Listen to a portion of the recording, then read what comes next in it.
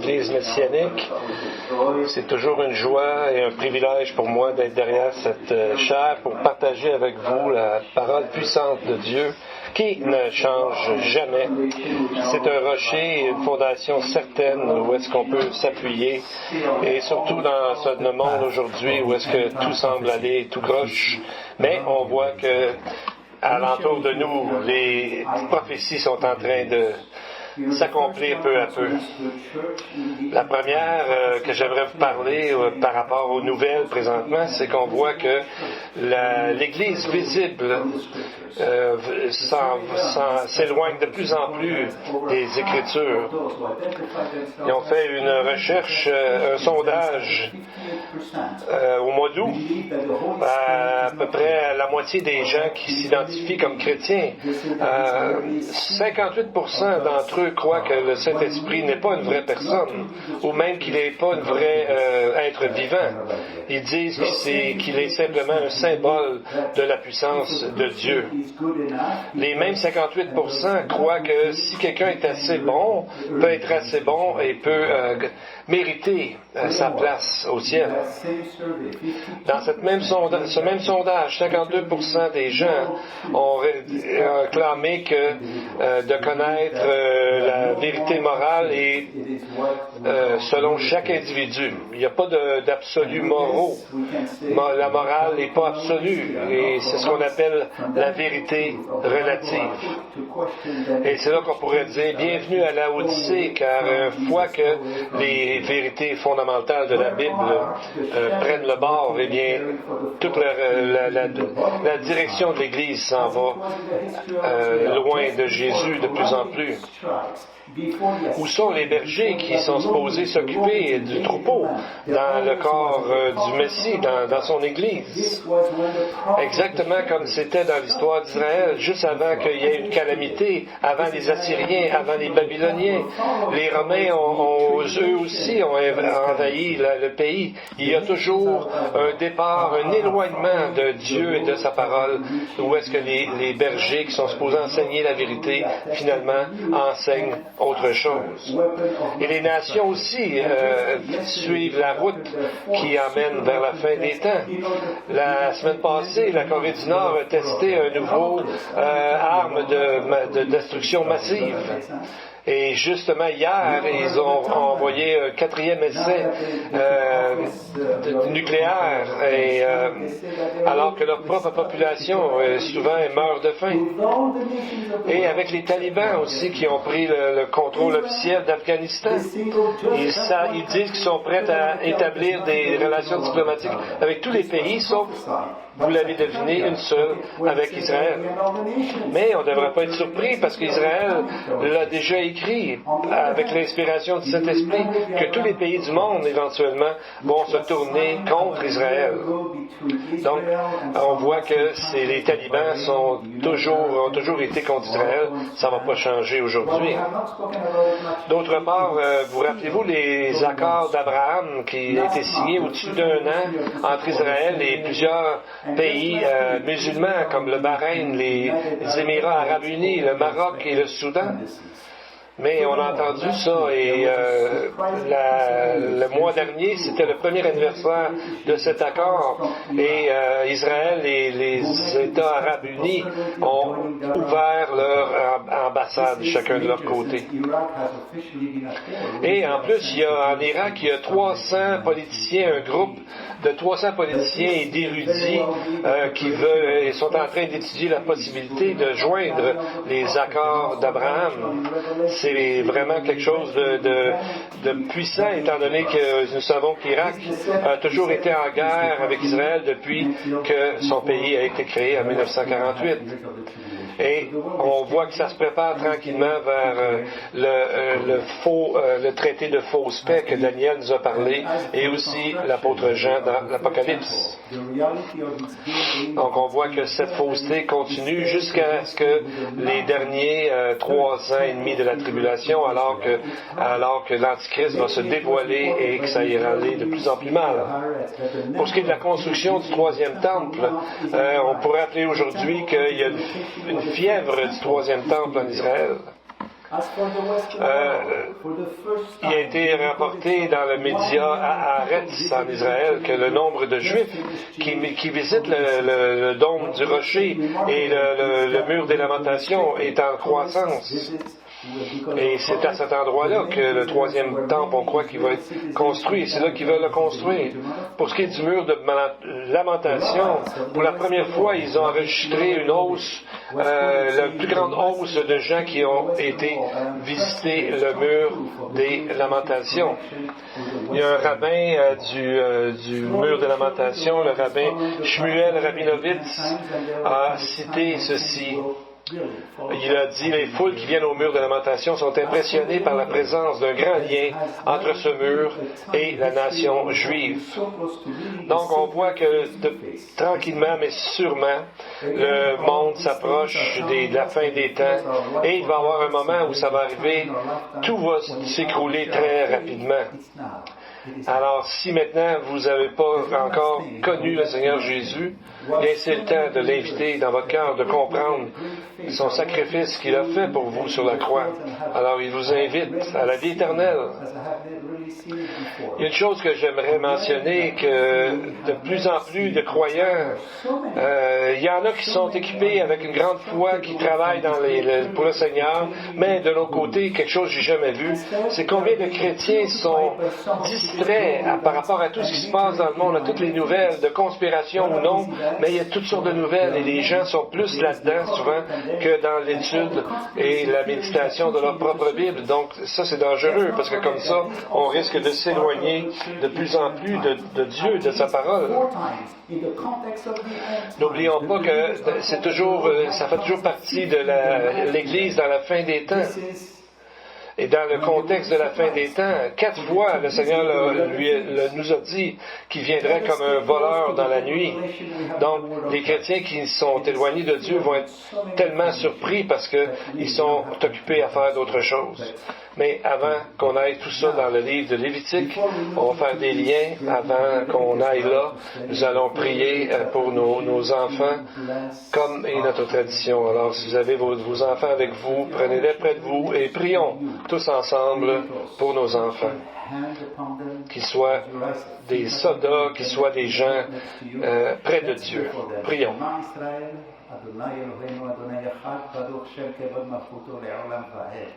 Blessed be his name, whose glorious kingdom is coming, and is forever and ever. Our Heavenly Father, who has given us our precious children and committed them to our charge, to raise them in your word. Help us, with your Ruach HaKodesh, so we may be able to fulfill this most sacred duty. Teach us both to know what to give and what to withhold. Make us considerate and watchful, and grant that, both by word and example, we may be careful to always lead them in the ways of wisdom and truth. And on this we pray under the name of the one sitting at your right hand, Yeshua Mashiach. Amen and amen. So let us open our Bible to the 5th Alors, ouvrons nos Bibles au 5e chapitre du livre du Lévitique. Nous avons vu que les 5 types de sacrifices différents qui forment la base de tout le reste du livre nous montrent comment quelqu'un peut s'approcher de Dieu, spécialement par rapport à l'offrande de culpabilité qu'on appelle souvent en hébreu le mot hacham. Donc, on voit que premièrement, c'est le dernier d'une liste de groupes de 5, mais qui représente pourtant la première étape, la première offrande que nous devons recevoir. Cette hacham ou cette offrande de culpabilité représente le sacrifice lui-même que Jésus a accompli sur la croix en notre nom. Il est la vérité, le chemin et la vie. Donc, après que le hacham, le sacrifice de culpabilité a été accompli, alors lui, qui l'a accompli pour nous, nous donne accès aux enfants de Dieu et c'est la communion avec Dieu. Et c'est dans ces 2 derniers sacrifices qu'il nous donne des exemples de vie concrets, comment vivre notre vie et notre sanctification. Donc c'est là que ça devient très pratique. C'est dans ces sections que nous allons trouver des nouveaux mots, les chapitres 5 et 6. Un de ces mots pourrait peut-être vous surprendre, c'est le mot pardon. Le mot en hébreu, c'est selah. Alors que le concept du pardon, et on le voit bien avant la loi mosaïque, ici on lui donne un nom puissant. C'est dans le contexte de la loi mosaïque où est-ce qu'on voit ce mot la première fois.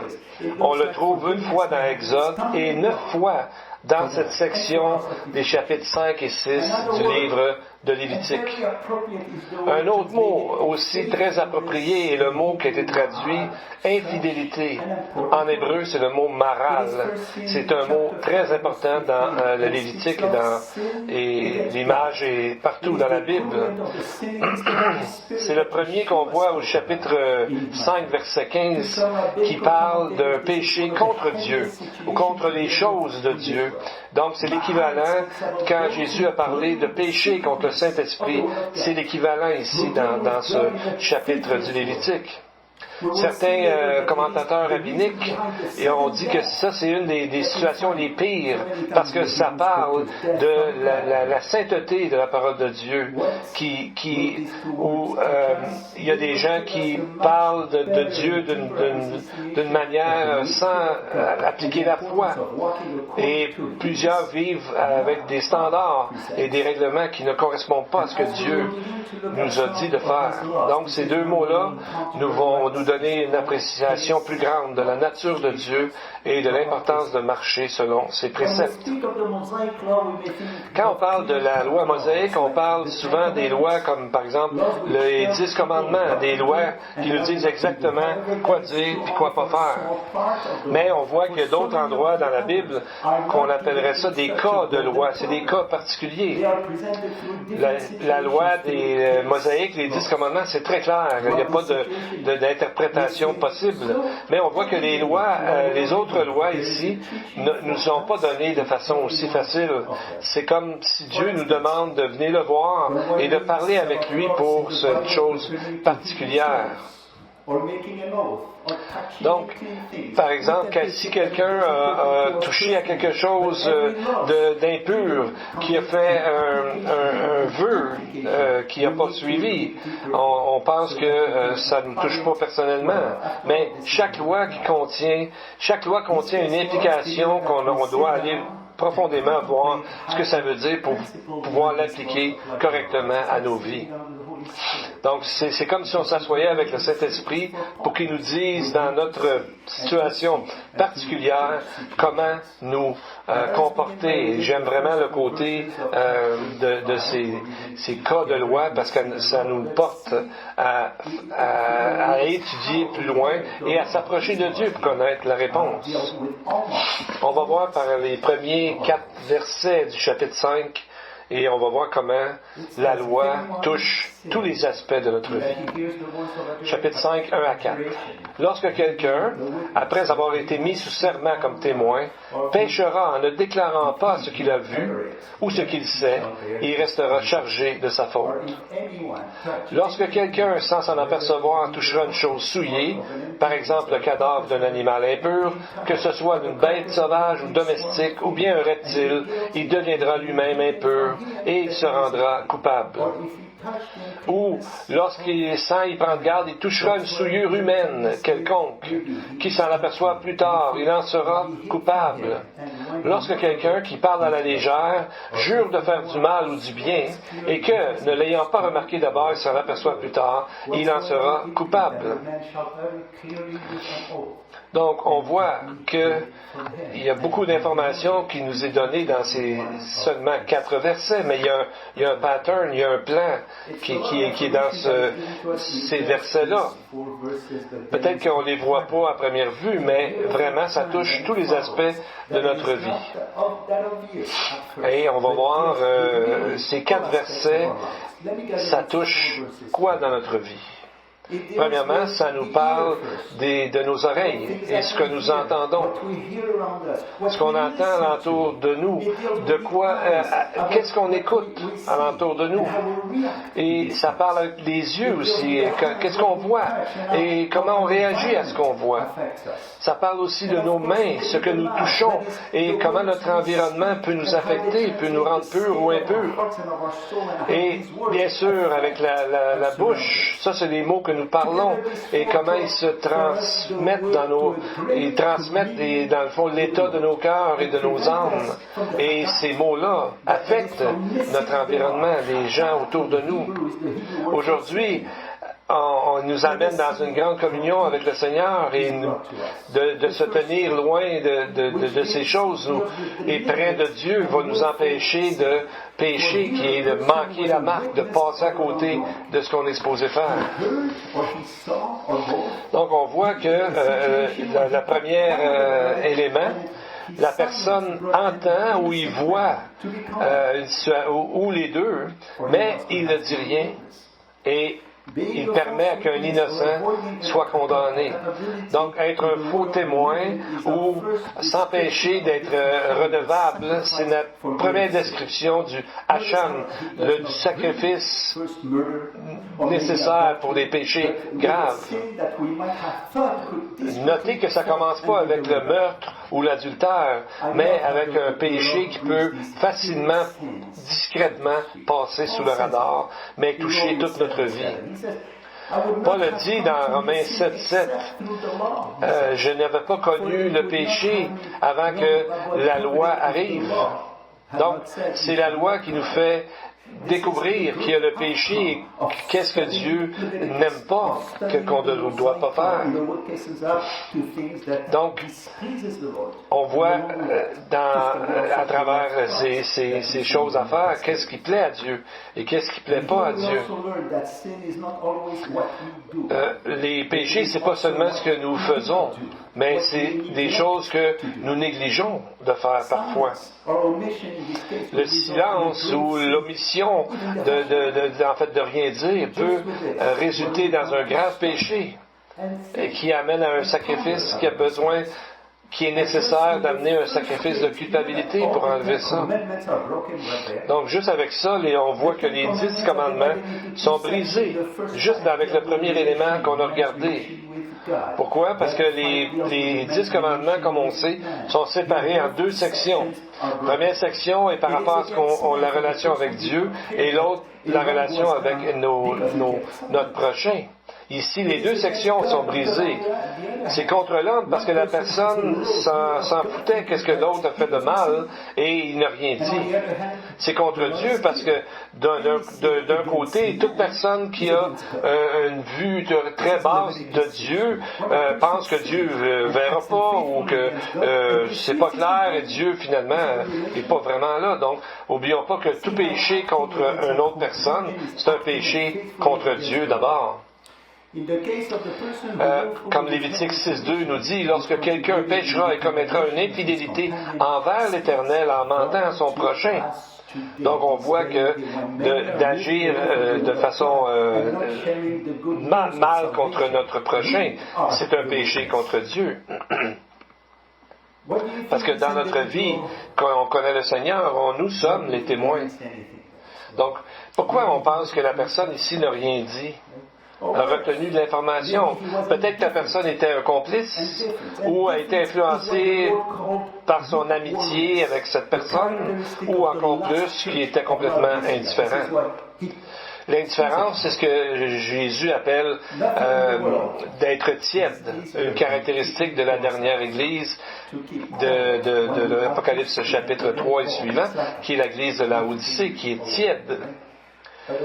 Donc, vous savez, il n'y a rien de plus facile dans le monde de garder les choses pour nous, de rien dire, de ne pas s'impliquer. C'est comme s'en aller tranquillement, vous savez, s'éloigner tranquillement. Personne s'en va vers le haut, à part les saumons qui montent la rivière. C'est facile de se laisser aller, juste laisser le bateau, juste arrêter de vouloir suivre le Seigneur et le bateau continue, mais c'est toujours en descendant. Et on peut être là pendant longtemps avant que le bateau finisse par frapper un rocher. Et voyez-vous, après, ce qui est écrit, c'est qu'après avoir été mis sous serment, comme on voit dans les traductions, donc la personne devrait le dire. C'est marqué dans le texte sous serment, ça a l'air d'être public, mais le mot public n'est pas dans l'hébreu. C'est une voix qui devrait s'élever. Donc, la personne finalement pêche contre sa propre conscience et en même temps pêche contre Dieu. Parce que nous sommes faits à l'image de Dieu. Il a planté la moralité dans nos cœurs. Mais on ne répond pas toujours à cette voix intérieure que Dieu nous parle. Paul a dit très clairement dans Romains 1, 19, « Car ce qu'on peut connaître de Dieu est manifeste pour eux, Dieu le leur ayant fait connaître. » Donc, c'est aucune excuse parce que la personne savait ce qu'il faisait et il n'a rien fait. Mais la loi dit que aussitôt qu'il répond et se repent, il a besoin de réparer ce qui a fait de mal et amener un sacrifice et parfois même ajouter un pourcentage à son paiement de sa dette. Donc, c'est pas seulement quelque chose de public, mais c'est intérieur aussi. Le deuxième cas est différent. Il concerne le péché qui a été fait sans faire exprès. On nous parle au verset 2 qui est dit « touchera une chose souillée et ensuite ça devient impur. » Donc on ne peut pas approcher Dieu quand on est dans cette situation.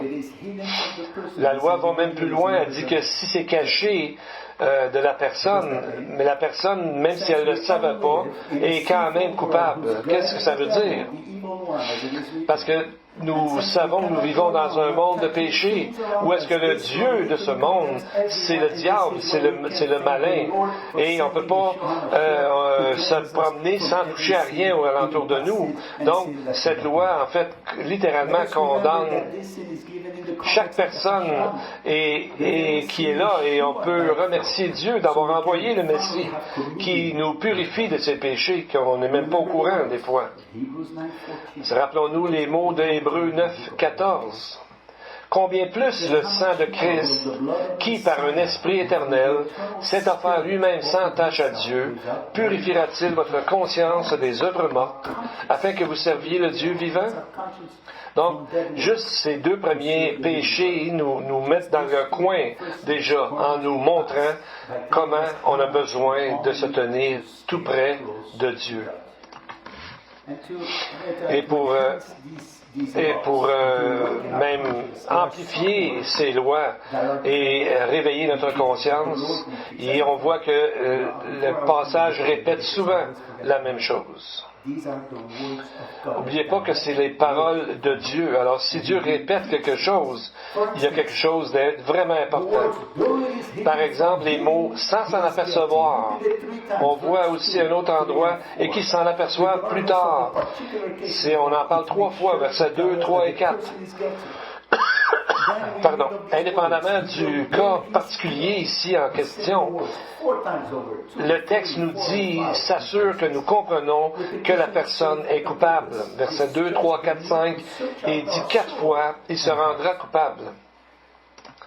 Où il portera la peine de son péché, qui est mentionné 4 fois aussi dans les mêmes versets. Donc, on voit que David avait une grande connaissance, avait une grande idée de l'importance de la loi.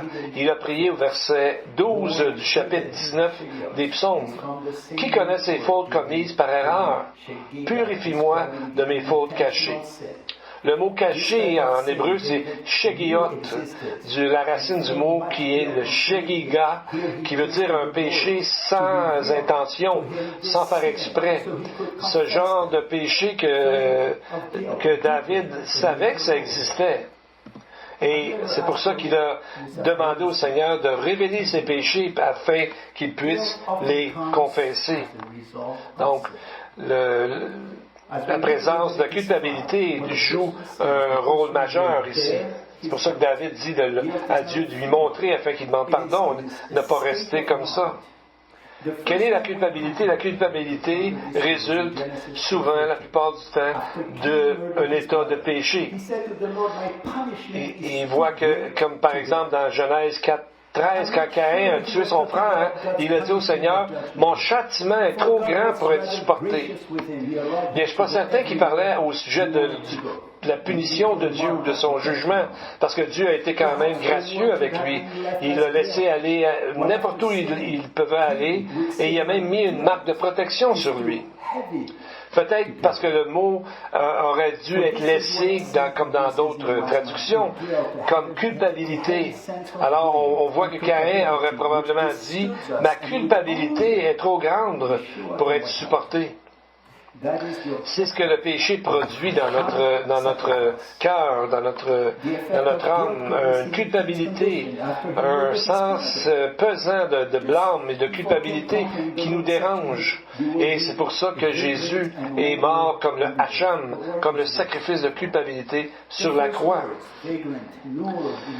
Donc, cet effet de la culpabilité, on voit que c'est arrivé dans la condition de Caïn, comme juste avant que Caïn se plaigne, le Dieu lui a dit « Tu seras errant et vagabond sur la terre ». Le premier mot errant en hébreu, c'est nour, veut dire de trembler, de se promener sans but, courir un peu partout.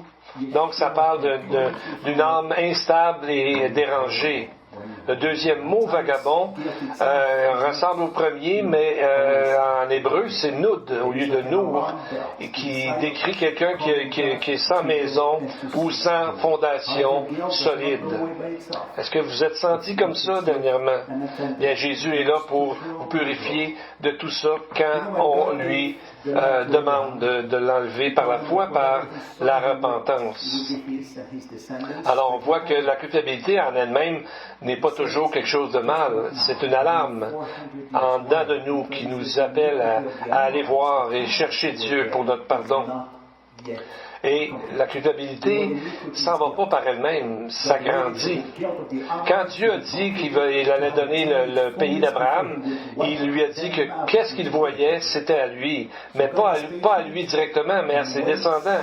Car il a ajouté, Genèse 15, verset 16, pourquoi que c'était pas à lui tout de suite? Il a dit, car l'iniquité des Amoréens n'est pas encore arrivé à son comble. Le mot iniquité, c'est culpabilité ici. Donc Dieu a attendu que la culpabilité des Amorites monte assez haut, que ça soit assez pour Dieu. Dieu est patient, mais il y a un moment donné où c'est trop, et Dieu arrive avec le jugement, comme il l'avait dit d'avance, de toute façon. Jean dit dans 1 Jean 2:2, par rapport à le sacrifice de culpabilité, il est lui-même une victime expiatoire pour nos péchés, non seulement pour les nôtres, mais aussi pour ceux du monde entier. Donc Jean a utilisé le mot, il n'a pas utilisé le mot salut ici, mais propitiation, qui vient après le salut, parce que ce mot veut dire apaiser, donner la paix. Quelque chose que le Seigneur nous offre aujourd'hui aux âmes qui le prient pour avoir la relation maintenue avec lui. Bien, maintenant, on va aller voir le troisième cas, les mots que nous utilisons, les mots que nous parlons. Quelque chose que le Nouveau Testament parle en abondance. Nous allons lire versets 4 à 5 d'abord.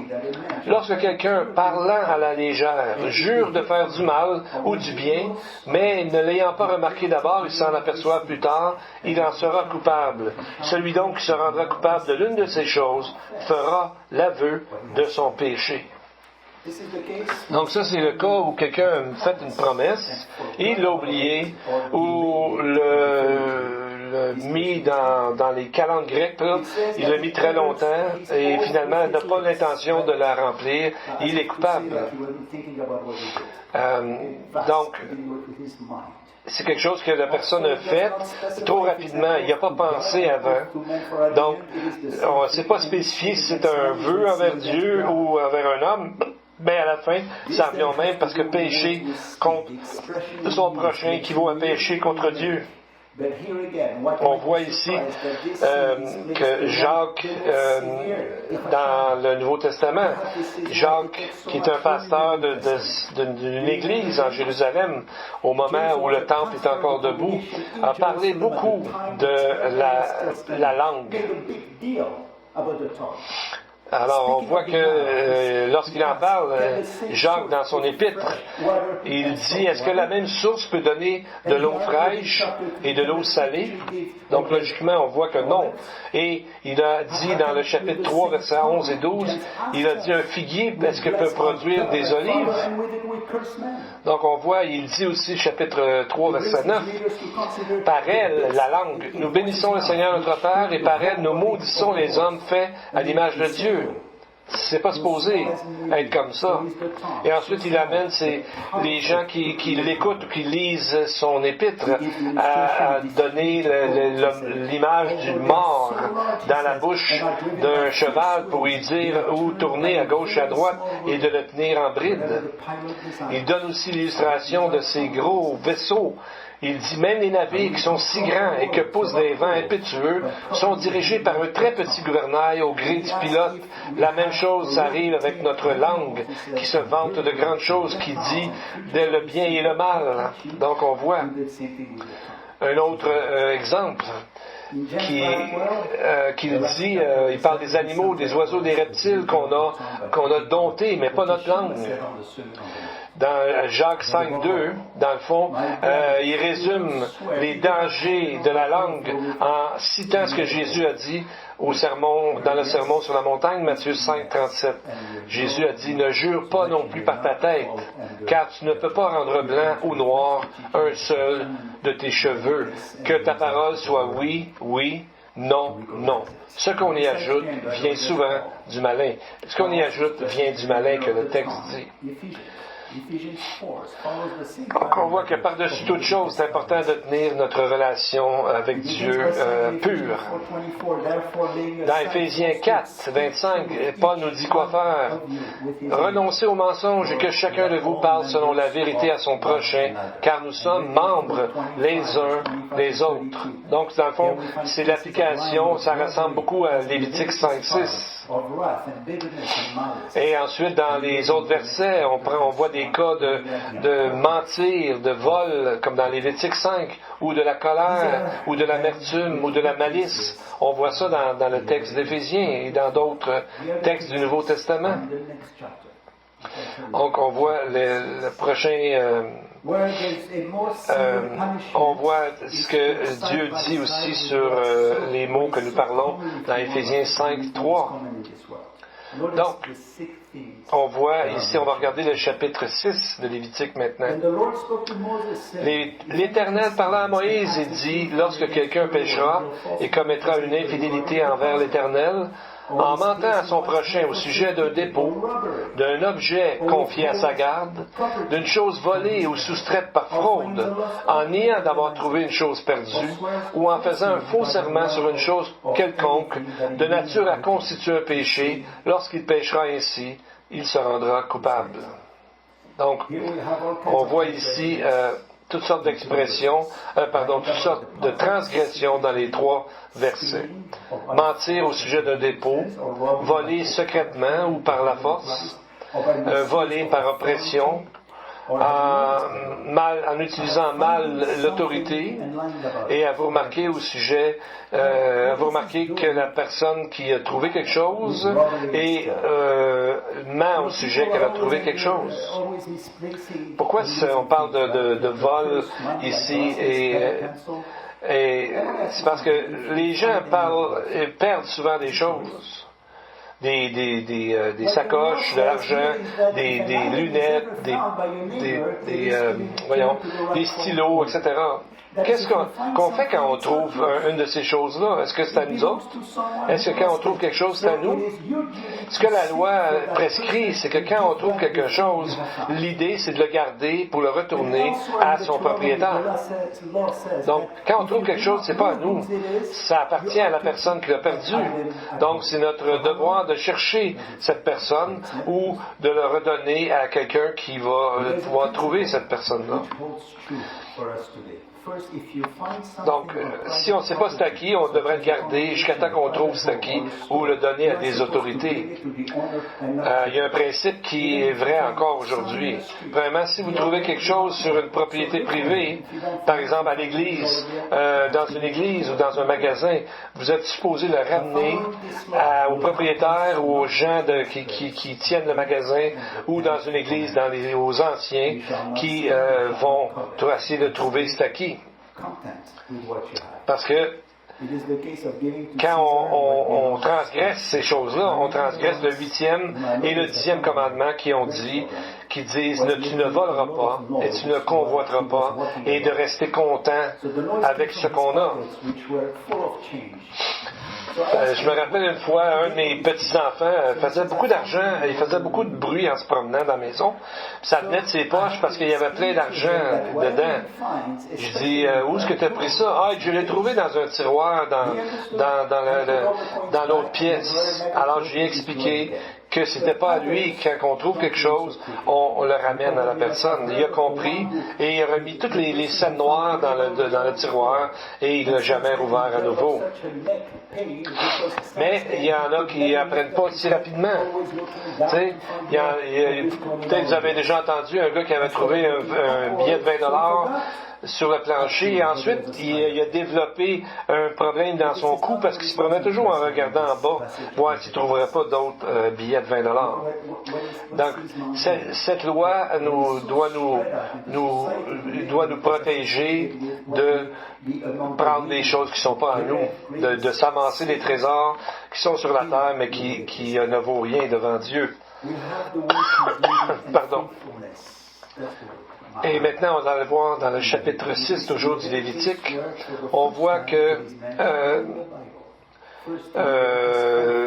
au début du verset, on voit le mot qui a été traduit iniquité, maral dans l'hébreu. C'est dans le Lévitique qu'on le voit pour la première fois. Verset 15. Lorsque quelqu'un commettra une infidélité et péchera involontairement à l'égard des choses consacrées à l'Éternel. La deuxième fois qu'on voit ce mot-là, infidélité, qu'on a vu tantôt, c'est au chapitre 6. Mais maintenant, c'est en relation avec ce que nous faisons à nos voisins, à notre prochain. Encore, la loi est claire. Une transgression contre notre prochain est une transgression contre Dieu. C'est aussi l'image de quelqu'un qui quitte son allégeance envers Dieu pour donner allégeance aux choses du monde, au monde à l'extérieur. Mais la Bible nous dit de se repentir. Parce que quand nous sommes déloyaux, infidèles, ou nous ne pardonnons pas, c'est quelque chose que Dieu retient contre nous, et parce que Dieu le sait, tout ce que nous avons fait. Mais on a déjà vu dans nos études que l'important, c'est d'avoir la repentance et de confesser à Dieu. Et cela précède le sacrifice. Sinon, ça ne marchera pas. Comme David a parlé dans le psaume 51 au sujet de son péché. Et c'est ce qui a été enseigné à Israël, c'est de se repentir et se confesser et d'amener un sacrifice à l'Éternel. Verset 27, psaume 51 de David. Les sacrifices qui sont agréables à Dieu, c'est un esprit brisé. Ô Dieu, tu ne dédaignes pas un cœur brisé et contrit. Au verset 19, un peu plus loin, il dit, alors tu agréeras les sacrifices de justice, des holocaustes et des victimes tout entières, alors on offrira des taureaux sur ton autel. Donc après la repentance et la confession, vous savez, c'est pas juste de dire je crois en Jésus et je suis sauvé. C'est pas un sacrifice magique ou une formule magique de salut, une petite prière comme ça, puis on est boum en relation avec Dieu. Il doit y avoir vraiment une repentance et une confession faite à Dieu. Comme aujourd'hui, on voit souvent, on a fait la petite prière, on est correct, on a notre ticket, on s'en va au ciel. C'est pas si simple que ça que la Bible dit. Et on voit dans Jean le Baptiste qui parle que le baptême, son baptême à lui amènera un baptême du Saint-Esprit, un coup que la repentance aura été accomplie, aura été faite. C'est ce que Jean le Baptiste a dit. Moi, je vous baptise d'eau pour vous emmener à la repentance, mais celui qui vient après moi est plus puissant que moi, et je ne suis pas digne de porter ses souliers. Lui, il vous baptisera du Saint-Esprit et de feu. Donc, Jean le Baptiste est considéré comme le dernier des grands prophètes, parce qu'il est juste avant Jésus qui, lui, nous ouvre la porte pour être dans la communion des saints avec Dieu. Donc, la procédure est toujours la même. La repentance et la confession, et ensuite le sacrifice. Qu'est-ce que la repentance produit? Encore, ça produit quoi? Le pardon. La première fois qu'on voit le mot pardon, c'est dans Exode 34, et ensuite 9 fois dans le contexte du péché ici et de l'offrande ou du sacrifice de culpabilité. Le concept du pardon, on le trouve ici avant la loi, même dans d'autres mots, mais là, il est donné un nouveau mot dans notre texte, c'est là, qui parle toujours de Dieu qui pardonne l'homme, et non pas, on voit jamais ça dans l'homme qui pardonne à un autre homme. C'est toujours Dieu qui pardonne l'homme avec le mot Sélah. La première fois qu'on voit ça, c'est dans Exode 34:9, alors que Moïse a demandé à Dieu de pardonner Israël après le péché du veau d'or. Et il a même demandé d'enlever son nom, son propre nom, du livre de la vie. Pourquoi pensez-vous qu'il a prié pour ça? C'est que le mot Sélah veut dire, dans le fond, de plus légère, de s'alléger, alléger quelque chose. Donc Sélah, c'est comme une balance, c'est comme un poids. Et le verbe veut dire d'alléger ce poids-là. On voit que à travers les sacrifices, on voit que comment le péché dérange Dieu, affecte Dieu. 44 fois dans la Torah, dans la loi, les mots « une odeur agréable à l'Éternel » sont répétés pour décrire de brûler les sacrifices et de l'encens. Ces mots aussi veulent dire repos pour l'Éternel, parce que la confession amène le pardon et allège le fardeau que nous avons mis sur Dieu avec nos péchés. Parce que Dieu a dit à un moment donné dans Amos 2:13 comment le poids du péché peut le déranger. Il a dit ceci, Dieu, « Voici, je vous écraserai comme foule la terre un chariot chargé de gerbes. » Donc c'est un passage précieux de la Bible où Dieu parle à partir de son cœur. Et on voit que Dieu, pour lui, le péché, c'est vraiment un poids. Et à travers lui, on voit, Dieu nous dit de ne pas garder ça pour nous, mais d'amener ça à lui afin de rétablir la relation. Comme Jésus a dit dans Matthieu 6:14, si vous pardonnez aux hommes leurs offenses, votre Père céleste aussi vous pardonnera. Donc, parce que la personne qui pardonne aux autres personnes qui les ont offensés, on voit que le mot « Sélah » peut arriver ici, comme dans le contexte de Lévitique, ça crée un allègement des relations. Et on voit que Dieu enlève le poids de nos péchés quand il nous pardonne. Mais lui aussi a ce poids de péché qui l'affecte, qui est dans notre vie. Donc, avant qu'on soit chrétien, Dieu est affecté par ça. Et par la suite aussi. Mais il faut toujours se rappeler la repentance et la confession. Même pour Jésus, dans Ésaïe 53:10, il a été dit, « Il a plu à l'Éternel de le briser par la souffrance, après avoir livré sa vie en sacrifice pour le péché. » Donc, sacrifice de culpabilité.